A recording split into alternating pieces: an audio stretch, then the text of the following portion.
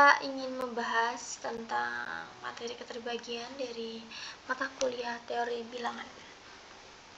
Jadi pengertian keterbagian yaitu kita simpulkan bahwa jika ada sebuah bilangan bulat A yang dibagi dengan bilangan bulat B, maka di mana B tidak sama dengan 0.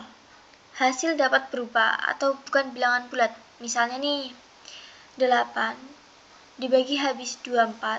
Jadi tanda garis itu disebut dibagi habis ya. Jadi 8 dibagi habis 24 sama dengan 3 adalah bilangan bulat. Sedangkan 5 tidak jadi garisnya dicoret, jadi kita sebut tidak dibagi habis. 17 yaitu 3,4 itu bukan bilangan bulat, jadi 3,4 itu bukan bilangan bulat ya, masih berbentuk desimal.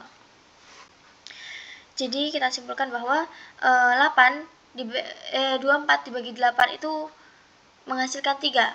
17 dibagi 5 menghasilkan 3,4, itu bukan bilangan bulat. Jadi yang 5 tidak dibagi habis 17 itu bukan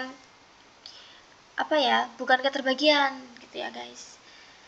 Jadi, kedua pertanyaan tersebut mengarah pada definisi keterbagian itu sendiri, yang mana jika bilangan bulat A membagi habis bilangan bulat B tidak sama dengan 10. Jadi ditulis A membagi habis B, apabila ada suatu bilangan bulat K, maka menjadi B sama dengan KA. Jika A tidak membagi habis B, maka ditulis A tidak membagi habis B. Jadi contohnya nih, contoh lagi ya. 8 membagi habis 28 itu termasuk keterbagian. Kenapa? Karena ada suatu bilangan bulat yaitu 3. Jadi 8 membagi habis 24 atau 24 dibagi 8 itu hasil 3, menghasilkan 3. Dan 3 itu termasuk bilangan bulat. Jadi sehingga menjadi 8 dikali 3 itu 24 ya. Dan yang kedua, 4 tidak membagi habis 13. Karena apa? 13 dibagi 4 itu akan menghasilkan bilangan desimal, akan menjadi koma-koma gitu ya. Kenapa? Karena tidak ada suatu bilangan bulat K, sehingga menjadi kita tidak mengetahui K-nya berapa. Jadi kita tulis saja 4 dikali K sama dengan 13 karena tidak termasuk dalam bilangan bulat. Jadi kita tulis K gitu. Selanjutnya di dalam keterbagian itu ada 7 sifat-sifat pentingnya nih.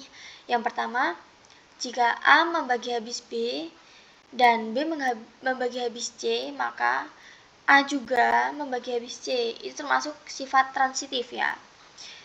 Sifat yang kedua yaitu jika A membagi habis B, maka A membagi habis BC untuk setiap bilangan bulat C. Yang ketiga, apabila A membagi habis B dan A membagi habis C, maka A membagi habis B plus C. Dan A membagi habis B min C dan A membagi habis BC. Sama seperti halnya sifat yang kedua ya. Yang sifat keempat, apabila A membagi habis B dan A membagi habis C, maka A sama dengan MB plus NC untuk sembarang bilangan bulat M dan N, atau disebut sifat linearitas. Sifat yang kelima yaitu A membagi habis A untuk setiap bilangan bulat A, atau disebut sifat reflektif ya. Misal dari contoh sifat nomor 5 itu misalnya 4 membagi habis 4, kan sama aja 1 ya. Ya udah berarti bilangan bulat setiap bilangan bulat A gitu.